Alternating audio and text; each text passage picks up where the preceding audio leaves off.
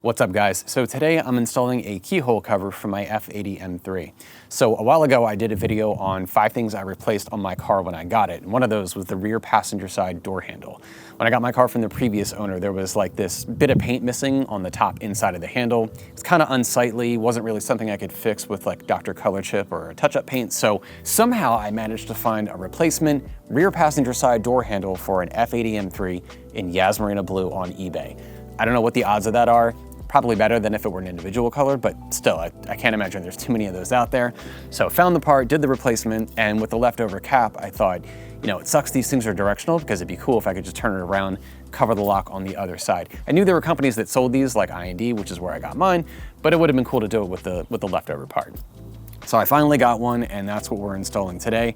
I know it's kind of a crazy thing to fixate over, but whenever I look at the passenger side of the car, especially if I'm taking pictures, you know, you got like this beautiful line that kind of goes right through the handles, and then you get to the driver's side and you have this sort of ugly metal lock that just interrupts the flow. So I figure I can't be the only one who obsesses over stuff like this, or there wouldn't be companies that sell parts like this, right? So anyway, should be an easy installation, so let's get started. Okay, so all you need for this is a T25 Torx bit to loosen up the one screw that holds the handle assembly in place. So we'll remove this plastic piece here.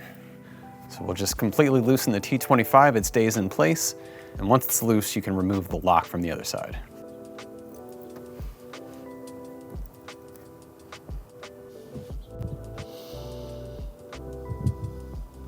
Okay, so this is a good opportunity to talk about the door handle assembly real quick. So this metal piece right here is the part of the assembly with the door handle where the plastic piece from the handle hooks underneath that allows you to open the door.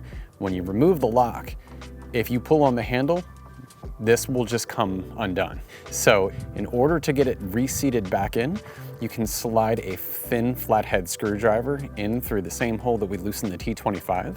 Get right underneath here. This red piece here is like a kind of a soft foam piece, so you can get underneath this metal piece right here. You can lift that up and you have just enough clearance to get this part of the handle that has like these plastic prongs that go up and down, and you can hook it back inside the underneath the metal here and then push in, and that will get it reseated. Okay, so here is our original, and then here's our I&D replacement. Very nice quality, the paint looks good. I already tested it, it's a great match. So here's the deal. When you get this, you can just install this as it is. It comes with this sort of plastic insert placeholder, and it has the spot for the T25, so this can be ready to go right away. However, if you want to retain the original lock cylinder, in the event of emergency, if the battery in the key fob ever dies, apparently from what I've read, you can break this off. I don't know how easy it would be. I mean, these plastic tabs here that are held in place are pretty strong, but again, in an emergency, they can be broken and you can access the lock cylinder. So I've already went ahead and loosened up the tabs on the sides for this, so this just pulls right out. But if you're doing this, and by the way, you ever have a tool this dumb little tool that has just come in handy so many times? This is my version of that. It's just a tiny, tiny little flathead screwdriver, and I can't tell you how many times this has come in handy. Anyway, so to take the lock cylinder out of the original, you just loosen up the black tab on this side, kind of hold it while it's loose, get this on the other side, and then just pull the assembly out. So this is what that looks like.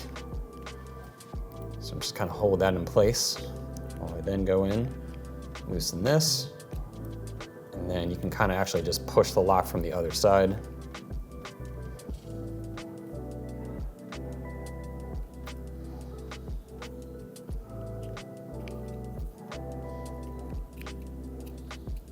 And it comes right out. Easy. And we just go ahead and reinstall.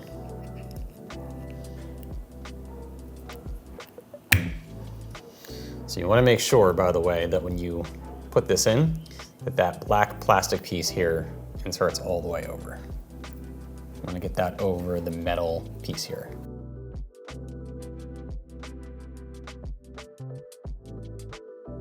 Okay, so I had almost a perfect seal here, but just the teeny tiniest bit of plastic was sticking up from this tab. So what I ended up doing was I took the flat end of the screwdriver, again, you know, such a handy little tool, and scraped just a little bit, I mean like just the very teeny bit layer of this tab right here where it hooks in, because what was happening was it would hook in perfectly on one side, but then be a tad bit up on the other side. And then if I unhooked it and tried it the other way, same thing. So I just filed down just a micrometer of material from the plastic on the top right here, and then it snapped right into place. So it's perfectly flush on both sides.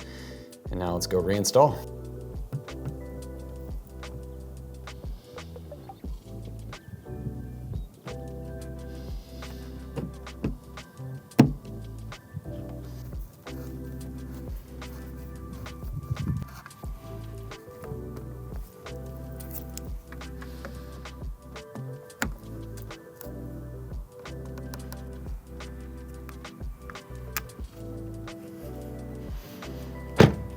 That's what I'm talking about.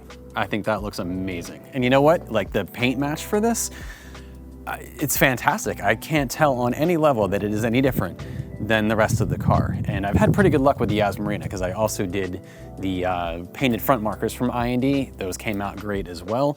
I know we're sacrificing a little bit of function for form on this one, but that just looks so good. So really happy with how it came out. Really easy install. Just had to shave the tiniest bit of plastic on the top layer of that one tab, but otherwise came out really well. So anyway, hope you guys found this helpful. Hope you enjoyed, and I will catch you in the next one. Thanks for watching. Damn, that looks good.